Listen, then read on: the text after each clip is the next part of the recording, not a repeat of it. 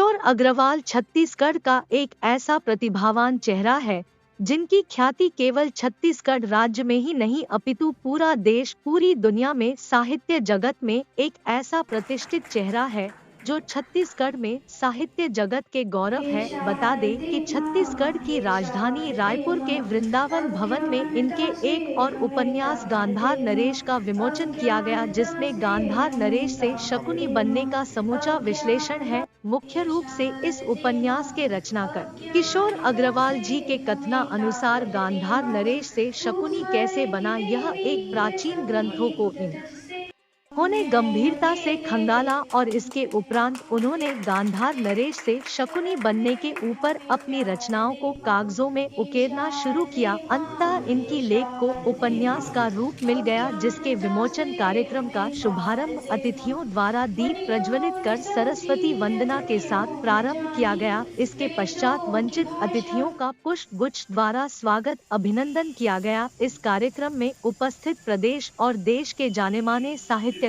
और सेवानिवृत्त IAS, IPS स्तरीय बुद्धिजीवी वर्ग के विभूतिय जन उपस्थित रहे, जो किसी न किसी क्षेत्र में अपनी प्रतिभा को लेकर के चर्चित है।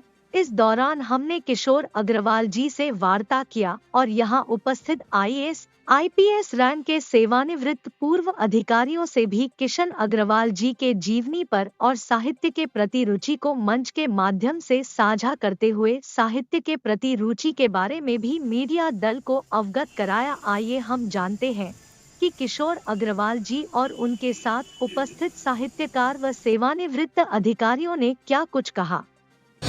नमस्कार दर्शकों, मैं दीपक मजुमदार, आप देख रहे हैं हल्ला बोल न्यूज़। अभी वर्तमान में वृंदावन भवन पे हैं और यहाँ पे आज किशोर अग्रवाल द्वारा एक उपन्यास का विमोचन किया गया जिसका नाम गांधार नरेश है।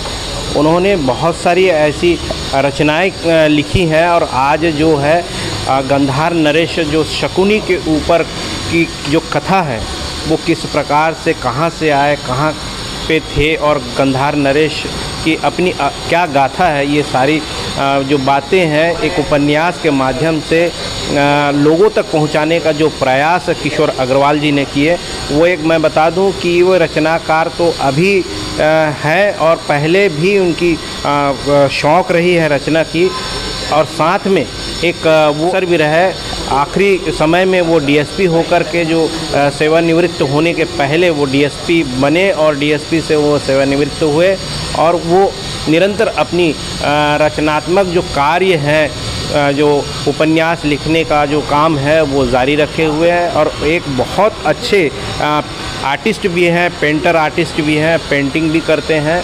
तो ये बहुमुखी जो प्रतिभा है वो ये ऐसे बहुमुखी प्रतिभावान व्यक्ति हैं जिनका आज यहाँ पे वृंदावन भवन में जो उनके उपन्यास गांधार नरेश की जो कथा है उसके ऊपर उन्होंने एक उपन्यास लिखा है और इसका आज इस हॉल के अंदर जो देख पा रहे हैं, इस हॉल के अंदर उसका विमोचन किया जा रहा है। लगभग यहाँ पे जो सारे लोग हैं IAS अफसर यहाँ पे पहुँचे हुए हैं। मैं अंदर की दृश्य आपको दिखाने की कोशिश कर रहा हूँ कि किस प्रकार से जो है यहाँ जो पूरे IAS अफसर जो लेवल के लोग हैं यहाँ पे पूरे हॉल में बैठे हुए हैं और ये जो अधिकांश लोग जो हैं IAS IPS अफसर लोग जो है और अग्रवाल जी स्वयं एक IPS अफसर रहे हैं।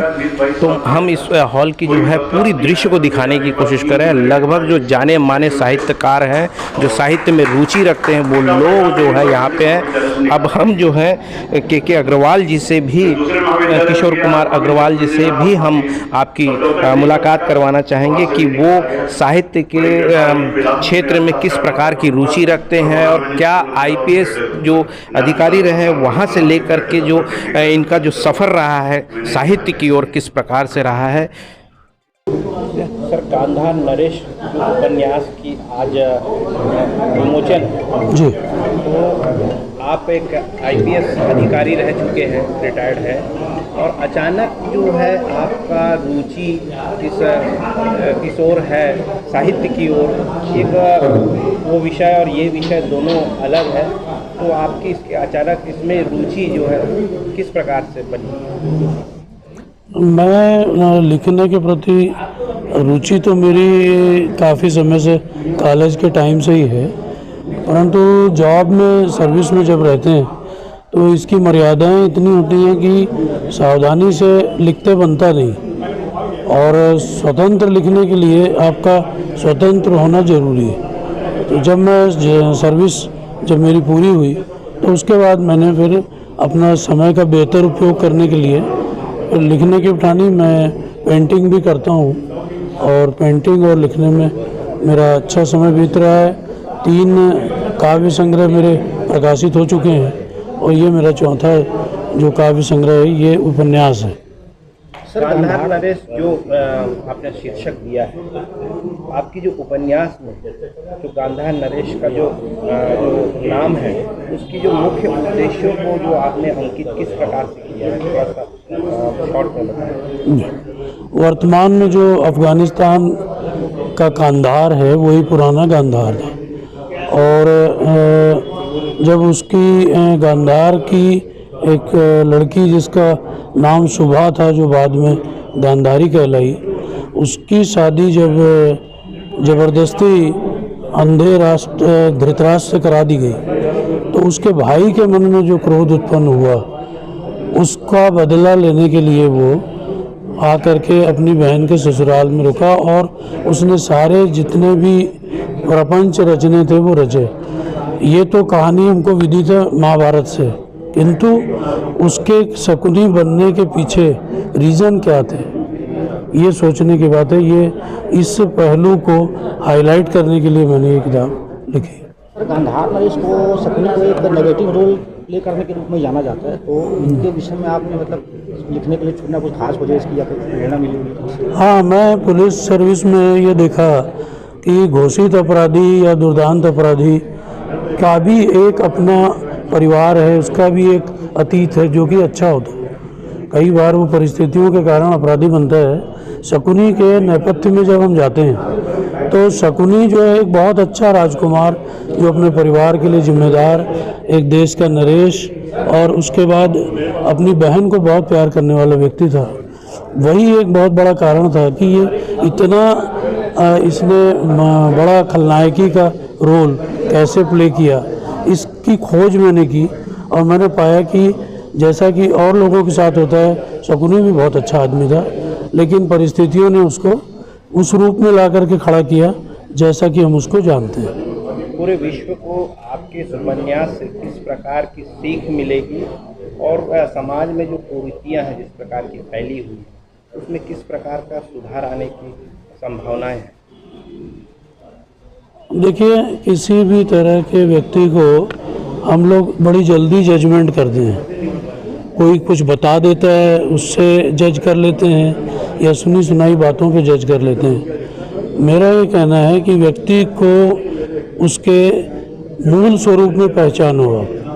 इस उपन्यास में शकुनी का समग्र विवरण है, उसकी तकलीफ़ें भी हैं और उसका एक अतीत का उजलापन भी है, और ये भी नहीं कि वो अपने खल पात्र को एंजॉय कर रहा है, वो मजबूर है, खल बनने के लिए मजबूर है और वो इस बात को जानता भी है, लेकिन वो परिस्थितियों ने उसको जैसा मोल्ड किया उस रूप में वो सामने आया है। और वो अपने आप को योद्धा भी नहीं मानता, वो अपने आप को किसी का प्रतिस्पर्धी भी नहीं मानता, लेकिन उसने जो कुछ किया अपनी परिस्थितियों और अपने विचारों को मूर्त रूप देने के लिए किया।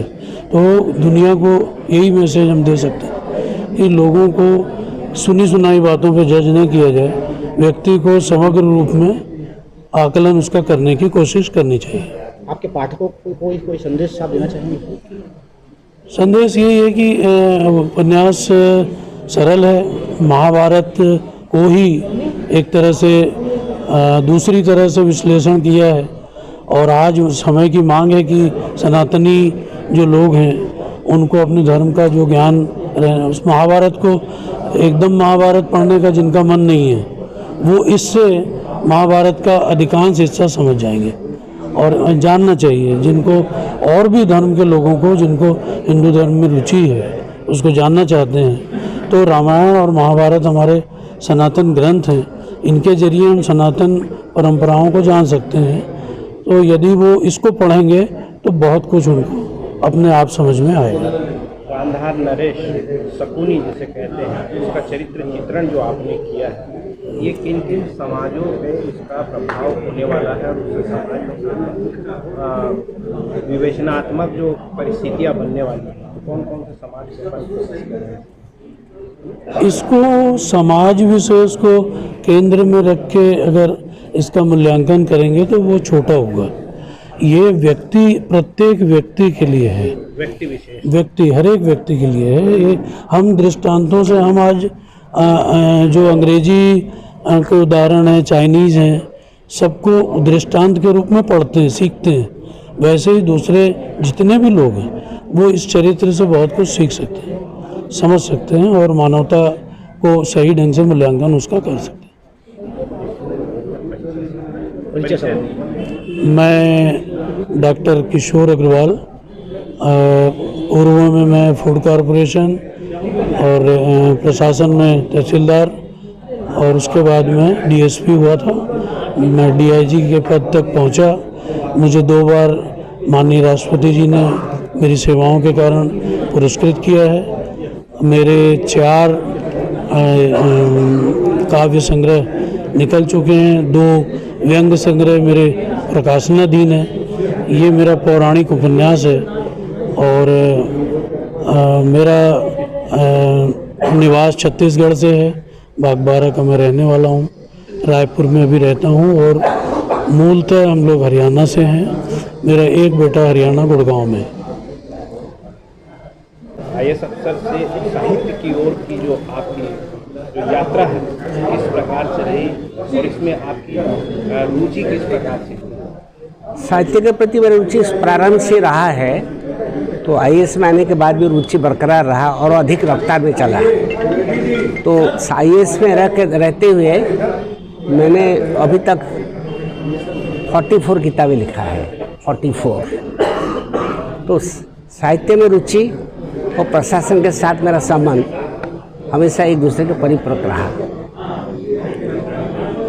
जैसे आपके जो हमें पता चला है, आपने 2-4 जो है विमोचन भी किए, किन किन विषयों पर आपने लिखा? देखिए, मेरा जो रचना है उसमें कविताएं हैं, उपन्यास है, कहानी है, ड्रामा है और निबंध है। हर तरह का विधा पर मैं गया हूँ। तो मेरा जो नॉवेल्स और शॉर्ट स्टोरी है ये समाज की जो विसंगतियाँ, अन्याय, अत्याचार, दमन, शोषण और व्यभिचार, उस पर तीखा हमला है। आपने विशेष करके किन बिंदुओं को हाईलाइट किया है? एक नॉवेल में मैंने फैमिली के ऊपर लिखा, फैमिली बॉन्डिंग, पारिवारिक जीवन के ऊपर, कैसे फैमिली एक दूसरे से सही रहे। दूसरा मेरा रहा समाज में हो रहे व्यभिचार, भ्रष्टाचार और पाप का बोलबाला, उस पर मेरा हमला रहा। तीसरा मेरे जो कविताएं में रोमांटिक कविताएं भी है, रोमानियत है और कविता में मैंने मानवीय संवेदना पर, मानव का संबंध पर और विश्व शांति के लिए, मानवता के लिए बहुत लिखा है मैंने। जैसे आईएएस अफसर हैं, रिटायर्ड है, परंतु साहित्य के साथ आपका जो रुझान है, किस प्रकार से दोनों को फेमिलियर कर पाते? देखिए, जब मैं प्रशासन में हाई पोस्ट में, तो डायरेक्ट आईएएस हूँ, 21 साल में आईएएस में आया। लेकिन मैंने देखा कि प्रशासन अधिकारी को संवेदनशील होना चाहिए। तो साहित्यिक जीवन में मैं संवेदनशीलता को कोशिश की, पढ़ने के लिए, अध्ययन करने के लिए, उसके साथ जुड़ने के लिए। साहित्यिक एक प्रशासक के रूप में मैंने जिंदगी में संवेदनशीलता को आगे बढ़ाया और मानवता को आगे बढ़ाया। साहित्य हमेशा विनम्र होता है और आपके जो आईएएस लेवल के जो फैसले हैं वो बहुत कठोर होता है, दोनों को कैसे मैनेज कर पाते हैं? देखिए, जो आदमी विनम्र होता है कठोर भी हो सकता है, ये मुद्दों पर आश्रित है। जहाँ कठोर होना चाहिए कठोर हो जाइए, जहाँ विनम्र होना चाहिए विनम्र हो जाइए। तो दोनों में ऐसे समझ लेना चाहिए। मेरा परिचय, मैं रहने वाला भुवनेश्वर का हूँ, लेकिन मैं आईएएस पहले एमपी कैडर में रहा, फिर एमपी से छत्तीसगढ़ आया। मैं 1972 बैठ का IAS अधिकारी हूँ, 1972, और मैं 21 साल में IAS में आया और मैं JNU में रिसर्च स्कॉलर था, JNU में। फिर मैं IAS आने के बाद कई जगह में कलेक्टर रहा, कमिश्नर रहा, सेक्रेटरी रहा, चीफ सेक्रेटरी रैंक से रिटायर हुआ, एडिशनल चीफ सेक्रेटरी था, होम डिपार्टमेंट देखता था। कई मेरा बहुत अनुभव रहा है, अलग अलग विभाग देखा, एग्रीकल्चर देखा, खाद्य नागरिक आपूर्ति निगम देखा, रेवेन्यू देखा, अलग अलग जगह काम किया। मध्य प्रदेश में भी काम किया, यहाँ भी काम किया, दिल्ली में भी काम किया, और फॉरेन में मैंने अध्ययन किया, इंग्लैंड में किया मैंने अध्ययन। तो मेरा एक बहुआयाम व्यक्तित्व रहा, अनुभव भी रहा। फिर मैं 2009 में IAS से सेवानिवृत्त हो गया। मैं माध्यमिक शिक्षा मंडल का चेयरमैन भी था, व्यापक का भी चेयरमैन था। 2009 में सेवानिवृत्त हो गया। अब साहित्यिक साधना जारी है। Thank you. तो दर्शकों, न रहिए बेखबर, देखते रहिए खास खबर। मैं दीपक मजुमदार, आप देख रहे हैं हल्ला बोल न्यूज़।